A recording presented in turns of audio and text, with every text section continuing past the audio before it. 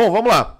Petri defende Nando Moura durante conversa com o Renan Santos. Então vou lembrar aqui que inclusive eu fui junto com o Renan lá neste podcast que foi gravado ali com o Petri. Ele disse que ele assistia diversas coisas de comunistas a Nando Moura, que hoje em dia não tem tanta diferença, ambos vão estar atacando o MBL de alguma forma. E, enfim, ele citou ali alguns pontos e Renan respondeu bem. Eu estava ali do lado já querendo entrar em cena, né, pra falar, né, porque, como eu disse, né, como eu já estou respondendo esse vagabundo já há meses, né, as respostas elas já estão aqui já prontas para serem expelidas, para serem pronunciadas, né, contra esse vagabundo, né. Talvez outra pessoa que não esteja participando desta briga, né, talvez não tenha ela tão fácil assim, mas o Renan saiu muito bem aqui, vamos reagir aqui, eu vou adendar aqui se preciso. Já que você mencionou o Nando Moura, eu queria falar sobre isso também contigo, porque ele tá numa guerra contra o MBL, né, todo mundo sabe disso,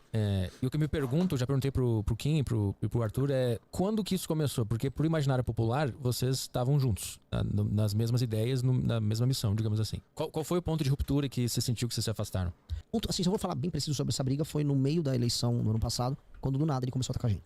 Foi do nada, ele gravou um vídeo atacando a Amanda, que a Amanda tava usando fundo eleitoral. Mas só que se eu voltar um pouquinho, algumas semanas, ele começou a cavar umas brigas com militância nossa no Twitter. Então ele começou a reclamar que em algum evento a gente tinha falado que o Arthur possivelmente poderia ser candidato a presidente. Aí ele foi, isso é um absurdo, ele começou a reclamar isso no Twitter. Aí as pessoas respondiam, e nem eram respostas de briga, porque o Nando Moura era visto como um grande aliado. Aí ele dava umas respostas bem atravessadas. Aí depois a gente mudou o logotipo, aí ele foi lá e xingou o logotipo, aí alguém respondia que não era nós. Porque assim, uma coisa é falar, eu respondi. Tudo bem, pô, o Renan é um dos fundadores do MBL, quem respondeu? Um cara, sei lá, em Roraima, que tá no Twitter, respondeu. Você falar que isso é a posição de um grupo é muito complicado. Ainda mais quando ele tinha um contato. Pô, Renan, o que tá acontecendo aqui? Você pode mandar uma mensagem, as pessoas são seres humanos normais. Ô, Renan, pô, você tá com uma militância chata, hein? O que tá rolando? Ele sempre teve essa liberdade, eu falava com ele. É que ele não queria isso, ele tava cavando uma briga por diversas razões. E pra mim, isso tem um caráter econômico. Acho que foi esse ano. Ele gravou uns 152, 153 vídeos. Desses 128 envolvem o MBL. Ele começou a falar no período da eleição, que todo mundo tem uma atenção grande sobre política. Ele foi lá, atacou a gente, disse que ninguém presta na política, que o MBL é mais uma enganação que ele viu. E, pô, a única coisa que resta é você comprar um curso pra proteger suas finanças. Ou ir embora do Brasil, que é outro curso que ele vendeu logo em seguida. Então a gente reparou que tinha um padrão em que ele intercalava aumento nas críticas a nós com a venda de um determinado curso, em que ele aumentava o engajamento dentro do próprio público. Então, há uma decisão que pra mim que é muito racional do ponto de vista mercadológico pra ele, de usar o MBL, que é o inimigo interno, o inimigo próximo, pra motivar a tropa. E há uma resolução de um problema, que aqui eu tô falando agora, para além dele ser um sujeito vil. Não vou ficar adjetivando, porque você sabe a minha opinião sobre ele. Deixa comigo, Renan. É um sujeito vil, é um bandido, né? Eu já falei isso aqui várias vezes, né? É um vagabundo, um canalha, né? Enfim, uma pessoa da pior estirpe, né? E, enfim, quem acompanhou aí assim, se você não sabe porra nenhuma, não, eu vi o vídeo agora. Clica aqui na porra da playlist do meu canal, playlist Bafo de Embu. Volta lá no primeiro vídeo. Os vídeos que eu gravava aqui não era nem nesse estúdio aqui, tá? Vê esses vídeos, todos respondidos um por um. Argumento por argumento. E ele continua repetindo as mentiras, porque uma mentira repetida 10 vezes ela se torna verdade, né? Ele parte dessa lógica, que é uma lógica de vagabundo, né? De pilantra, de bandido, e ele é um desses, né? Tentou me processar, né? O irmão dele me processou aqui, já perdeu, né? A inicial vai perder o processo, depois eu vou falar disso aqui quando tiver o resultado dele, né? Obviamente, um processo patético, até duvidei que aquilo tinha sido escrito para alguém que é procurador, né? Procurador, perdão. Do município lá de Embu das Artes, né? Mas enfim, que se você não conhece, você foi pego no meio, você pegou o bonde andando, cara, veja tudo que eu já falei, veja tudo que eu já mostrei, veja as provas que eu trouxe, veja, assim, ipsis literis que eu já derrubei de argumento desse cara e eu fiz ele enlouquecer. Ele sumiu mais de um mês do YouTube. Eu tirei ele quase 2 meses do YouTube, cara, de tão maluco que ele ficou, de ver ele sendo desmascarado dia a dia. E, inclusive, muita gente me agradece. Por isso que eu também agradeço o Nando Moura, tá? Todo lugar que eu vou, aparece pelo menos um pra falar obrigado pelas respostas que você deu àquele nojento. Alguém precisava botar esse bosta no lugar dele, né? E eu fico bastante contente com isso, tá? Então, no final das contas, eu agradeço, Nando Moura. Obrigado. Foi muito legal mostrar o bosta que você é, o hipócrita que você é, o canalha que você é, ao longo desse tempo. Fez muito bem, cara. Hoje eu nem preciso mais ver vídeos seus, reagir a vídeos seus, porque as pessoas já sabem do padrão, já entenderam o padrão. Quando você entende o padrão, você entende a mentalidade, a cabeça do cara que tá por por trás daquilo, você já entende qualquer tipo de ataque que seja feito por aquele canalha, né? Então por isso que os ataques dele hoje, sinceramente, eu nem vejo mais. Não tem vídeo dele aqui no canal aqui há quase um mês. Quando tem alguém falando alguma coisa... Por exemplo, aqui eu estou reagindo ao Petri e ao Renan, ou às vezes ao New York Treta, né? Enfim, isso obviamente vai ocorrer. E eu não vou me furtar a dizer o que acho e o que sei. Reais. Tem previsão do MBL vir para SC? Não sei. Ele é um cara que ele sempre vendeu negatividade. Ele sempre vendeu tudo tá destruído tal. E eu sei um segredo que vai te tornar um ser humano melhor. E só ele pode ser uma espécie de arauto de uma salvação. E essa sua salvação é sempre meio niilista. Tudo vai dar errado, mas você pode salvar seu patrimônio. Tudo vai dar errado, mas você pode ir embora do Brasil. E você vai ser um irmão dele, guerreiro, que juntos estão escapando de um grande cataclisma. Toda a história dele na internet é isso, com um ataque a outras pessoas, um processo que isso engaja ele. O problema é que quando nós e ele ficamos juntos, no mesmo barco, nem Lula nem Bolsonaro, por um período era muito interessante estar com a gente, porque a gente tava atirando em todo mundo. Não dá, meu bolsopetismo, meu Lula, PT, Bolsonaro ali, tá. Beleza, a gente tava negando. De repente a gente, legal, Nando, é isso aí, cara, agora a gente vai montar um partido, cara, vai dar certo, a gente tá com umas propostas aí. Não, gente, vamos ser otimistas com o Brasil, dá pra fazer o Brasil dar certo. Não, aí é complicado, como é que você vai vender um produto que nega uma possibilidade de melhora, ou que é um produto otimista? Como você vai vender um produto pessimista quando tem outra pessoa que influencia teu próprio público e tá falando do caminho contrário? Então tem uma questão de feeling do próprio público, o mood do próprio público, que a gente tava indo pra cá e ele tava indo pra lá. Então, cara, mercadologicamente falando, e até como produto digital, não dá pro Nando Moura ser um otimista. Então ele simplesmente precisa se livrar da gente. Então é até uma decisão econômica que pra ele faz sentido. Você acha que não tem, nenhuma das críticas que ele fez tem alguma coisa que vocês pensam que ele pode estar certo? A gente pode fazer um levantamento delas e pegar uma a uma. Eu realmente acho a maior parte das críticas imbecis. Elas são críticas de um adolescente. A maior parte não, né? Todas, porra. Mas pode tentar achar validade em alguma. Tipo, a do pudim acho que foi o maior ataque que ele fez a mim. Foi um comentário recortado, tirado de contexto sobre um pudim. Agora ele quis atacar o fato de que havia uma caixa d'água pintada de preto num projeto que a gente tá fazendo no Nordeste, que tá ensinando as pessoas a plantarem, tirar elas da dependência da prefeitura e gerar um faturamento bem bacana dentro de uma comunidade, tudo com o nosso próprio recurso, com recurso de doação. Aí ele, não, uma caixa d'água preta. Eles podem roubar. Ele nunca vai falar que a gente roubou nada, porque ele não quer ser processado. Então ele fica fazendo insinuações. E esse dinheiro? Sempre insinuações imprecisas de modo a gerar algum tipo de ataque.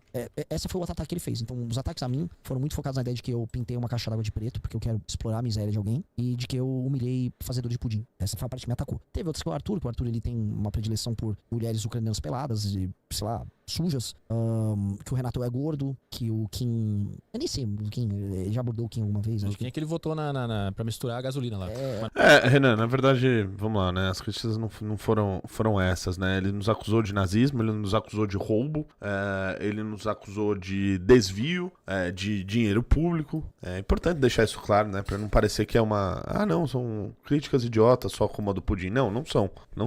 Né? São críticas, né? São ilações criminosas, né? Não é só essa brincadeirinha, né? Esse vagabundo, ele ficou o ano de 2024 me atacando, assim, de agosto a fevereiro, até quando eu resolvi respondê-lo em fevereiro deste ano, né? Então foram meses falando de mim. O vídeo que estava lá no canal dele, que ele colocava todos os vídeos, era meu, era da minha cara, né? E obviamente ele não estava ali dizendo que o Renato é bobo. Não estava dizendo isso, né? Ele estava me acusando de crimes, né? Este vagabundo.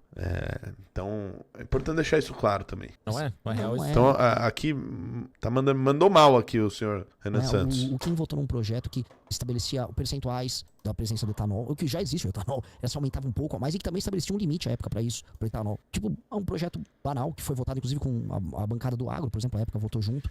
Não houve na época nenhum laudo porque assim, um dos lobbies mais escrotos que tem é o lobby das empresas automobilísticas. Eles estão presentes no Congresso inteiro pra garantir subsídio. Não houve nenhum lobby dos caras, só se uma coisa estivesse prejudicando o negócio deles, não houve lobby nenhum. O Kim Kataguiri votou, vamos dizer, de maneira consciente sobre isso, e pronto. E ele poderia fazer, então vamos supor que ele discorda, que até ele achou uma bolha de caras de carro que falavam disso. Poxa, ele poderia fazer uma crítica técnica. Não, mas não é crítica técnica que ele quer fazer. Ele quer falar que o Kim tava, sei lá, roubando, que ele quis batizar a gasolina. Pô, fala, cara, que é batizar a gasolina do carro. Chega a ser ridículo. Chega a ser ridículo no sentido de que também a maior parte dos carros brasileiros são flex hoje. A maior parte das pessoas, é uma não discussão para as pessoas isso aí. Uma discussão ínfima se um percentual a mais desse álcool anidro pode atrapalhar um carro a gasolina. Eu acho isso uma discussão ridícula, tornada por ele, uma discussão moral, como se o Kim traiu as pessoas para batizar. O termo que ele usa, batizar a gasolina do carro dos caras. Mas a maior parte dos carros da população é flex? É flex. Opa. É flex. 80, 90%. No flex. É muito tempo. Hoje você tem carro importado elétrico, é híbrido entre gasolina e elétrico. Mas a maior parte, a indústria nacional inteira tinha há muito tempo se tornado flex. Agora tem a bateria, né? Aí vamos ver como é que ficou, mas já de bastante tempo é flex. E então, do Kim ele foi com esse ataque pro MBL, a formação do partido. Ele quis dar a entender isso no ano passado. Essa é uma das coisas mais canalhas que ele fez. Que a gente usou o fundo eleitoral, a gente roubou o fundo eleitoral, e a gente deu esse fundo eleitoral para as pessoas que trabalharam nas campanhas, e essas pessoas, de alguma maneira, doaram o dinheiro pra gente formar o nosso partido. O que seria, vamos dizer, um golpe dos mais burros de todos, assim, facilmente pegável, é tudo registrado. E aí, a prova dele que isso aconteceu é que o número de fichas que estava sendo aprovado no sistema do TSE, ele aumentou nas vésperas da eleição.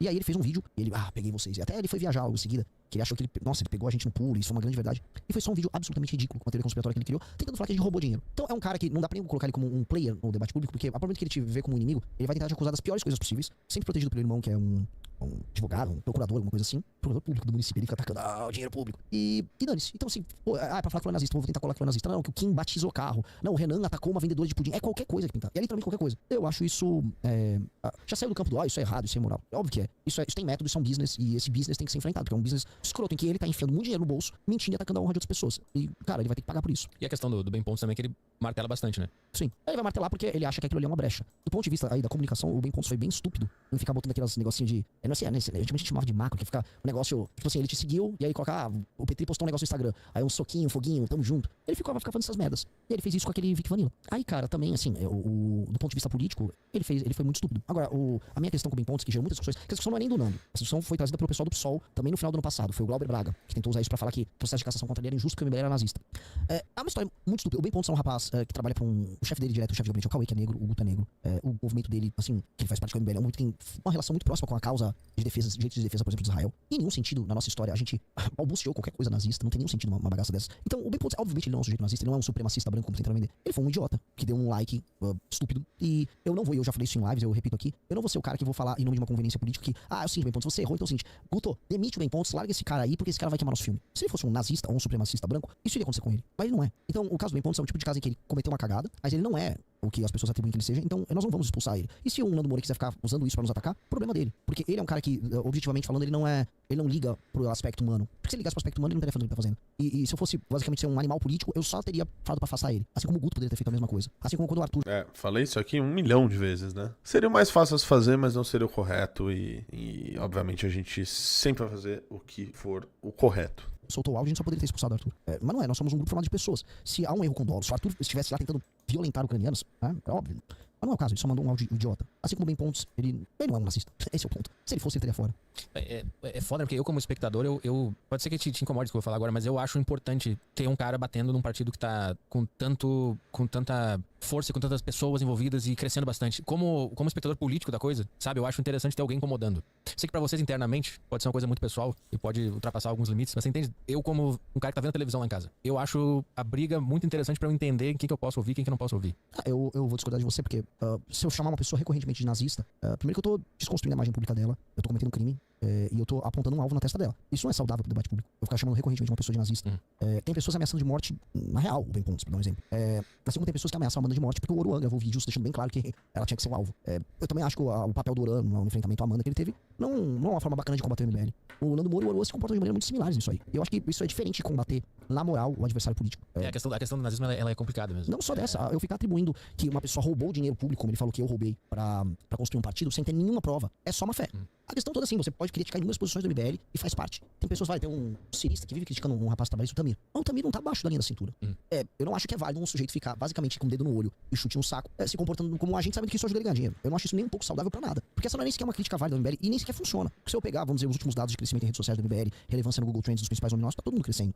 Isso só é uma coisa, vamos dizer, visceral, canalha, baixa, em que um cara, vamos dizer, mistura os rancores dele com a vontade de ganhar dinheiro. Institucionalmente falando, ele não gerou nenhum dano que importa pro MBL. Ele falou que o nosso partido não ia sair, nosso partido tá saindo de maneira exemplar. Ele falou que ia acabar com a gente, ninguém tá acabando. Então, assim, se isso seria uma espécie de balanço de poder, igual o papel da imprensa com a política, ele não está sendo satisfatório nisso, porque ele poderia ter outras críticas políticas interessantes ao nosso trabalho, e nenhuma crítica política interessante de fato foi feita. Toma dele! Eles estão usando o fundão. Assim, ele sabia que a gente ia usar o fundão há muito tempo. Ele, inclusive, apoiou o Sérgio Moro, quando o Sérgio Moro ia usar o fundão. Ele apoiou uma candidata a prefeita de São Paulo que usou o fundo eleitoral. O problema é dele que ele precisa arrumar qualquer coisa pra atacar o MBL. Eu não acho que isso é positivo. Eu acho que pessoas como ele têm liberdade pra falar o que quiser, mas também, vamos dizer, tem deveres para com os outros. Eles estão dentro de um país como o Brasil e ele vai pagar o preço disso. Tem que pagar. Porque isso não ajuda em nada. Acho que até agora eu não vi qual foi a grande contribuição dele pro debate público na questão do MBL. E eu acho que a leitura do MBL é muito estúpida. Ele tá no MBL como o maior inimigo do Brasil. Eu tenho um escândalo do INSS, pra ele o MBL é mais perigoso do que o escândalo do INSS. Então, né, é uma desproporção. Tá aí. Bela resposta, né? Esse lixo, né? O Renan, Pô, eu queria conversar contigo, Renan é muito polido nas entrevistas. Eu não seria tão polido falando desse vagabundo, mas a resposta foi ótima.